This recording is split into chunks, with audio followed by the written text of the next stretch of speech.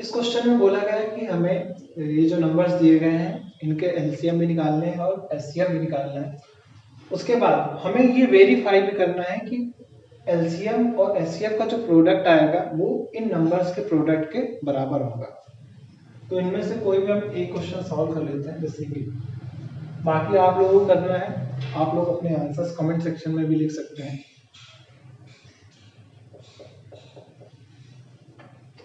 और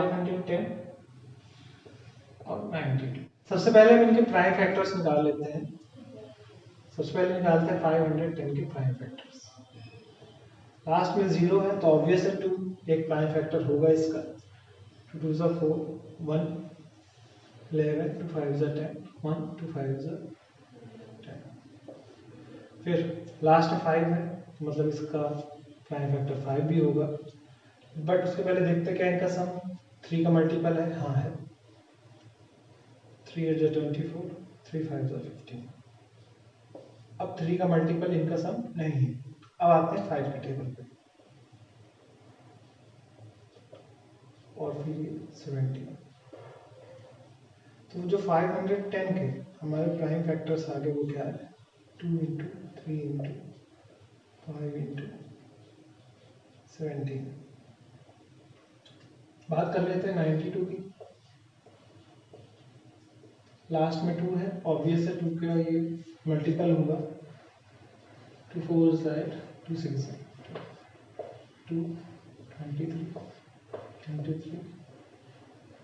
92 पे जो हमारे फैक्टर्स आ गए वो क्या है 2 इंटू 2 इंटू 23। ये हो गए हमारे प्राइम फैक्टर्स। अब देख लेते हैं जो एलसीएम होता है वो हमारा क्या था highest power of each prime factor का प्रोडक्ट।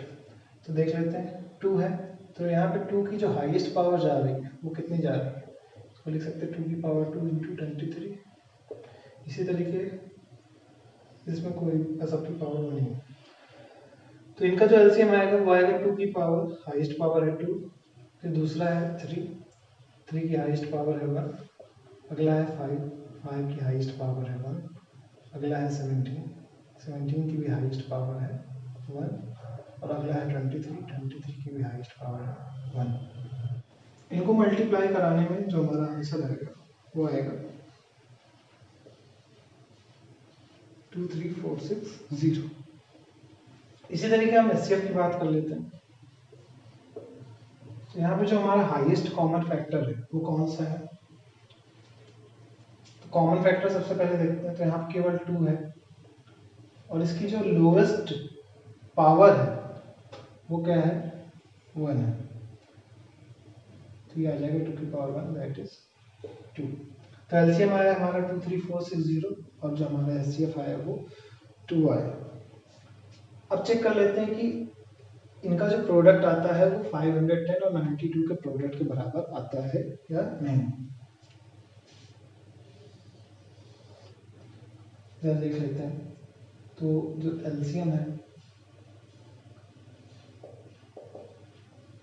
इसका किसका 510 और 92 का, और जो एचसीएफ है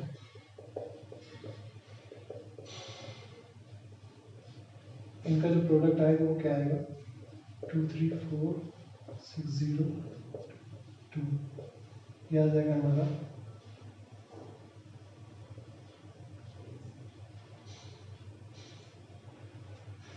4 6 9 2 0। अब चेक करते हैं कि इन दोनों का प्रोडक्ट कितना आता है। Product of 510 and 92।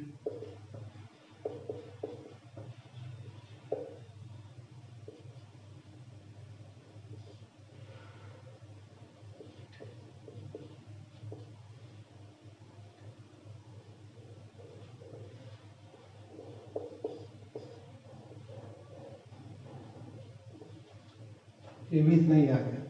तो यहाँ से हम बोल सकते हैं कि जो एलसीएम और एचसीएफ का प्रोडक्ट है वो 510 और 92 के बराबर है।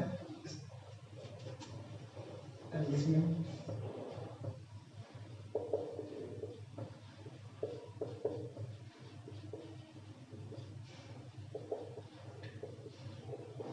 ये किसके इक्वल है 510 और 92। अब हम लोग बात करते हैं क्वेश्चन नंबर 3 की, जिसमें हमें फिर से एलसीएम और एचसीएफ ही निकालना है।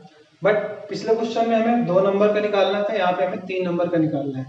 एक बात और कि यहाँ हमें कुछ भी वेरीफाई नहीं करना है, एलसीएम और एचसीएफ बस हमें प्राइम फैक्टराइजेशन मेथड से निकालना है। इसमें हम ले लेते हैं क्वेश्चन नंबर 2, बाकी आप लोग खुद करिएगा।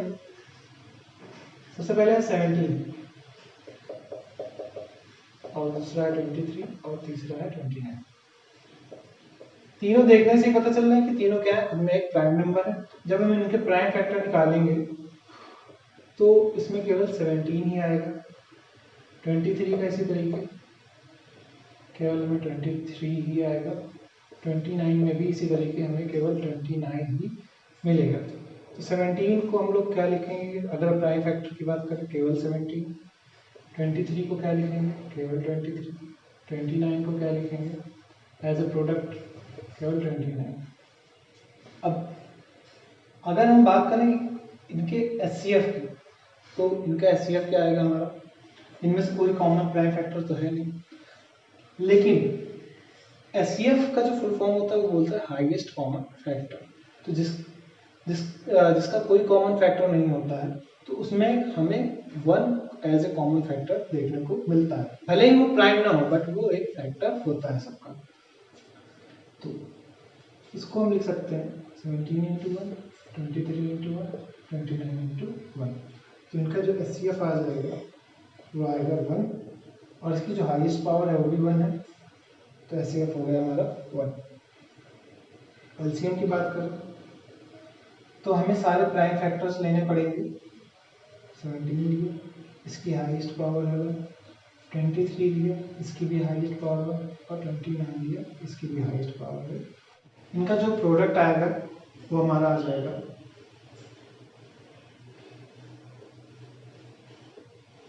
1133। तो ये हो गया हमारा एलसीएम और ये हो गया हमारा एचसीएफ। नेक्स्ट है हमारा क्वेश्चन नंबर 4।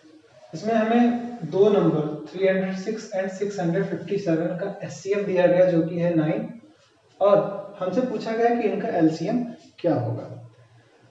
तो हम जानते हैं जब हम इसको सॉल्व करेंगे तो एक बात हमें पहले से पता है, क्या पता है कि कोई भी 2 नंबर होंगे उनका जो प्रोडक्ट होता है वो उनके एलसीएम और एचसीएफ के इक्वल होता है।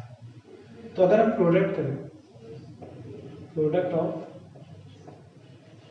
306 एंड 657 ये किसके इक्वल होगा, इनके एलसीएम के और एचसीएफ के प्रोडक्ट के इक्वल होगा, इनटू क्या करते हैं एचसीएफ ऑफ 306 एंड 657। तो इनका प्रोडक्ट करते हैं 306 इंटू 657, इधर आ जाएगा हमारा एलसीएम जो हमें फाइंड आउट करना है 306 और 657 का, इंटू जो एचसीएफ है हमारा वो है 9। एलसीएम की वैल्यू हमें चाहिए, यहाँ पे 9 मल्टीप्लाई में जब हम इधर इसे ट्रांसपोज करेंगे तो ये आ जाएगा हमारा डिवाइड, ये आ गया डिवाइड में 3 3 9। फिर से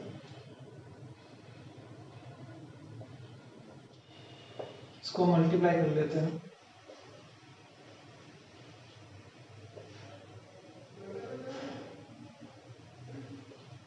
फिर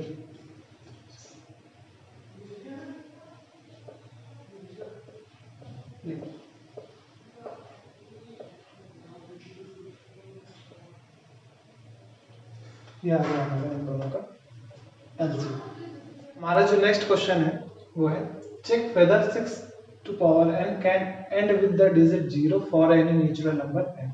हमें चेक करके बताना है कि 6 की पावर n कभी भी 0 से क्या एंड हो सकती है, क्या उसका लास्ट डिजिट 0 आ सकता है, जो पावर n है वो कोई नेचुरल नंबर है, क्या किसी भी नेचुरल नंबर की वैल्यू यहाँ पर रखने से पॉसिबल हो पाएगा कि 6 की पावर n कभी भी 0 से एंड करे या ना करे। तो इसका सोल्यूशन देख लेते हैं हम लोग। तो एक बात पहले जान लेते हैं, कोई भी नंबर जो होता है अगर वो 0 से एंड करता है, मतलब उसका लास्ट डिजिट अगर 0 आता है, तो उसका मतलब होता है उसके प्राइम फैक्टर में हो ना हो 2 और 5 जरूर होगा। तो यहां लिखते हैं सबसे पहले, फॉर एनी नंबर, कोई भी नंबर हो, टू एंड विद 0, अगर वो 0 से एंड होना चाहता है, देन इट मस्ट है, जरूरी है, प्राइम फैक्टर्स 2 and 5 बोथ। इसमें 2 और 5 ये दोनों प्राइम फैक्टर होना जरूरी है। चेक करते हैं क्या इस केस में ऐसा है। 6 की पावर n, अगर हम इसके प्राइम फैक्टर्स निकालें तो 6 को लिख सकते हैं as 2 into 3 whole to power n। अब n में कुछ भी आ जाए, कितनी भी बड़ी वैल्यू आ जाए, अगर सपोज करते हैं यहाँ पे 2 आता है तो 2 बार रिपीट होगा, 3 2 बार रिपीट होगा, 10 आता है तो 2 10 बार रिपीट होगा, 3 भी 10 बार रिपीट होगा।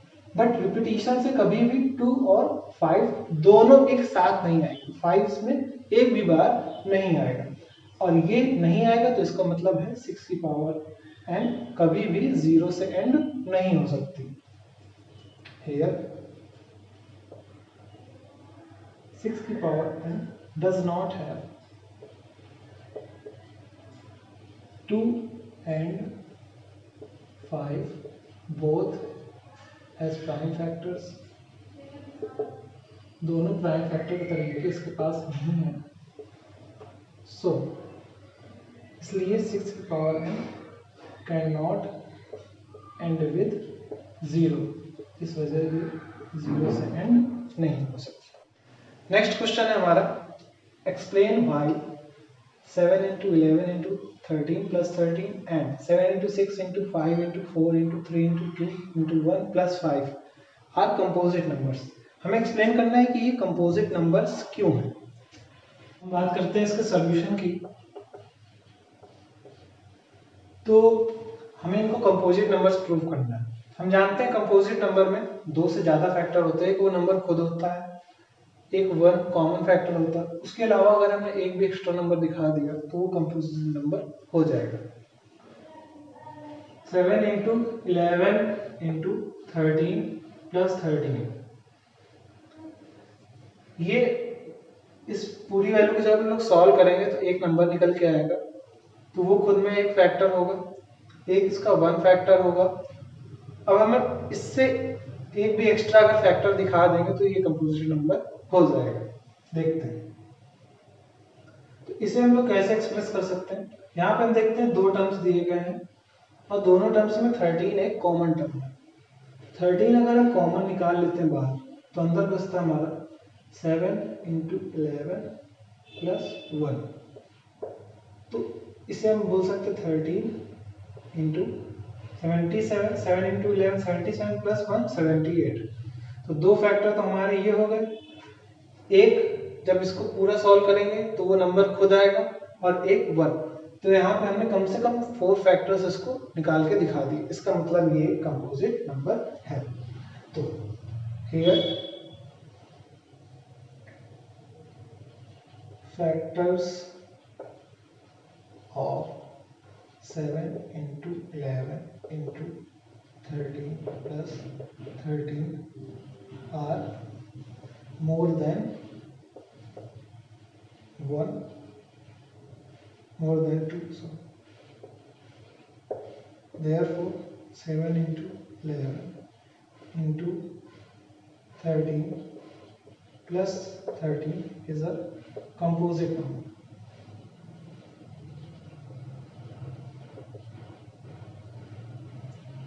इसी तरह से हम लोग इधर भी कर सकते हैं, 7 into 6 into 5 into 4 into 3 into 2 into 1 plus 5। यहाँ पे हम देखते हैं कि इन दोनों टर्म्स में किसमें और इसमें।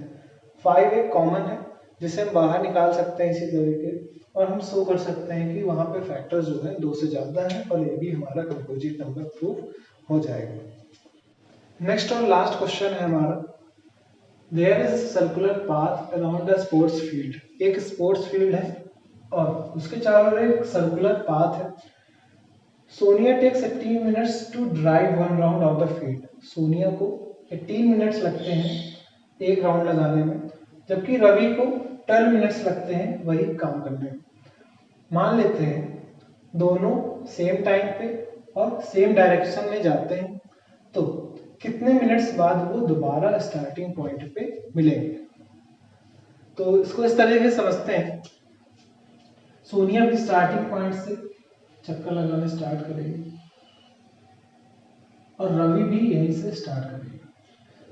रवि भी यहाँ से, यहाँ सोनिया स्टार्ट करेगी, यहाँ से रवि स्टार्ट करेगी। दोनों सेम पॉइंट से स्टार्ट कर रहे हैं।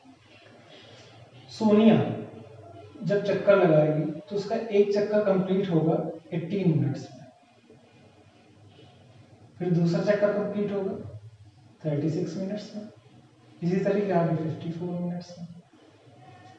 उसी जगह अगर रवि की बात करें तो रवि को लगेंगे 12 मिनट्स, फिर एक चक्कर में 12 मिनट्स, तो 2 चक्कर में 24 मिनट्स, 3 चक्कर में 36 मिनट्स, फिर 48 मिनट्स। इस तरीके से रवि को टाइम लगेगा। तो बीच में हो सकता है कि कई बार ये मिले, बट हमें पूछा गया कि ये स्टार्टिंग पॉइंट, ये जो स्टार्टिंग पॉइंट है हमारा, यहाँ पे ये दोबारा कब मिलेंगे। तो दोबारा मिलने का जो टाइम होगा वो इन दोनों का कॉमन मल्टीपल होगा। क्या होगा? इन दोनों का कॉमन मल्टीपल होगा। तो कॉमन मल्टीपल होगा, सबसे पहले पूछा गया कि वो कब मिलेंगे, तो लीस्ट कॉमन मल्टीपल होगा, तो सबसे पहले कॉमन मल्टीपल आ जाएगा, वही हमारा टाइम होगा इनका दोबारा मिलने का। तो इसमें हमें एक बात पता चल गई कि इसमें हमें क्या करना है, एलसीएम निकालना है। तो सबसे पहले हम सॉल्यूशन स्टार्ट करते हैं। तो इसमें ये बात जरूर लिखेंगे, टाइम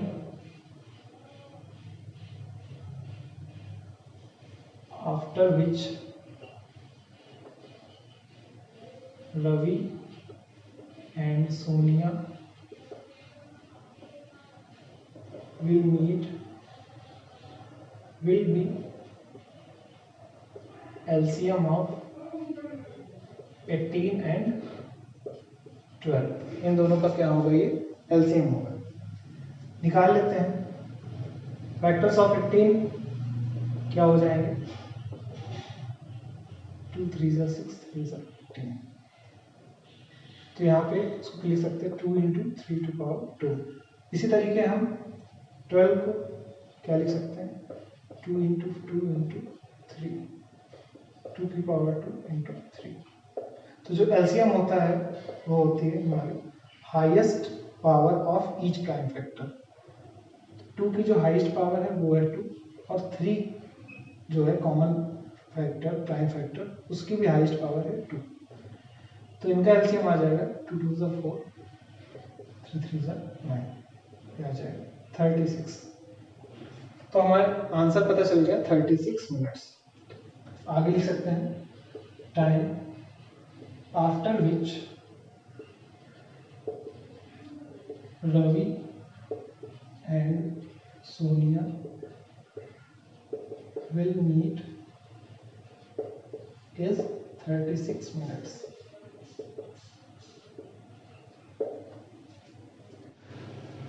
तो यहाँ से हमारी एक्सरसाइज खत्म होती है। आगे भी हम लोग कंटिन्यू करेंगे। अगर आपको ये वीडियो पसंद आए तो प्लीज़ लाइक करिए, सब्सक्राइब करिए आगे इसी तरीके की वीडियो देखने के लिए, और अपने दोस्तों से भी इसको शेयर करिए। आपकी जो भी क्वेरी है आप कमेंट बॉक्स में पूछ सकते हैं।